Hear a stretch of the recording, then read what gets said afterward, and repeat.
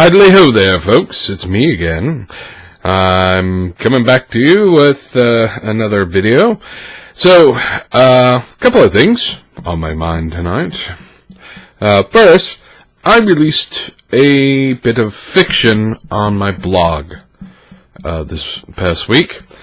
It was a adaptation of the story of Vasilisa the Beautiful.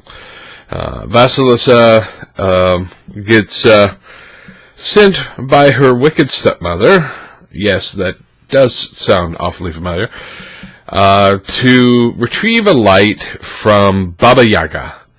And it's her adventure of going and getting this light. It's an old Russian folk tale, and I enjoyed adapting it. I did it for a project a while back, and I enjoyed it. And it made me think about folklore in RPGs. One of the things about stories in general, and really RPGs are about making stories, is they often call upon the model of older stories. You will often see adaptations of older stories. A modern example would be the Seven Samurai became the Magnificent Seven. And Yojimbo got adapted 3 or 4 times in Western media. And of course, Star Wars owes a lot to the Hidden Fortress. Taking old stories and reframing them allows you to sort of mine something new, mine something interesting out of that story. As it happens, the director of Seven Samurai and Yojimbo and all of those often cited American Westerns as a source of inspiration for his stories. So it's cyclical. Stories play off of stories, play off of stories.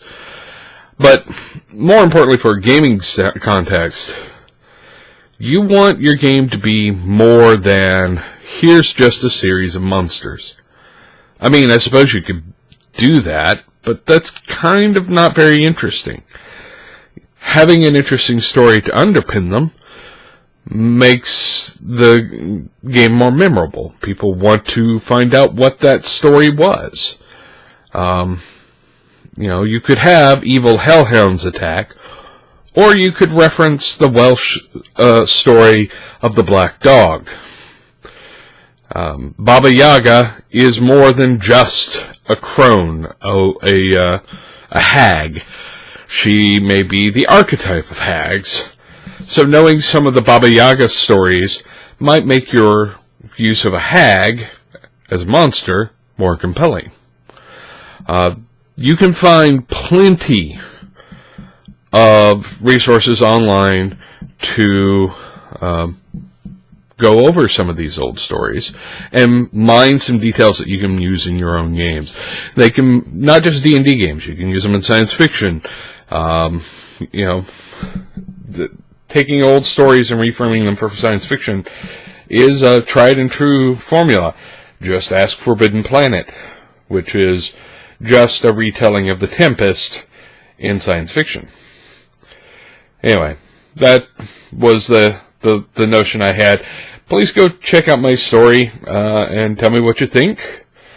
Now, I should address sort of an elephant in the room. I've been informed that I will be demonetized next month, like a lot of YouTubers. YouTube is setting a limit. They will not monetize you anymore if you don't have 1,000 subscribers. So yeah. Or 500 hours of watchability in the past year. So yeah, that is disconcerting. Not that I was making that much money off of YouTube. I think I made a total of $26 since I started. it's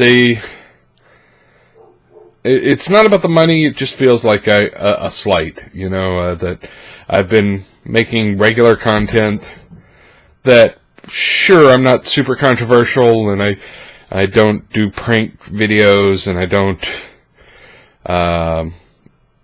I'm not as popular as some, but, I'm at least following the rules and making, regular content. So, yeah, it felt like a little bit of a slight.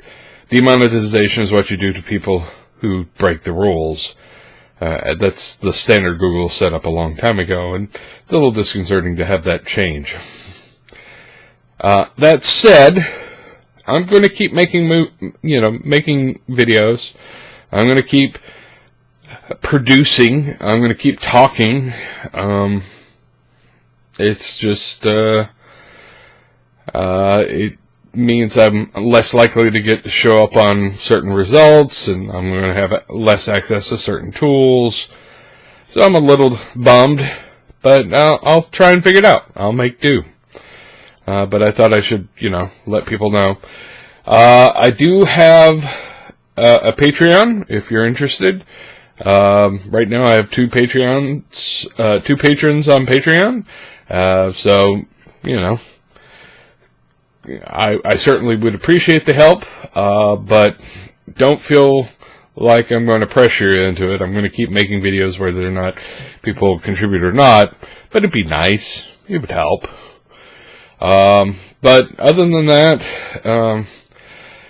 subscribe, like, and share, I guess. I'm still going to keep talking, so it'd be nice to have an audience to talk to. And, try and stay out of trouble. I'm going to try and stay out of trouble myself. And I'll talk to you next week.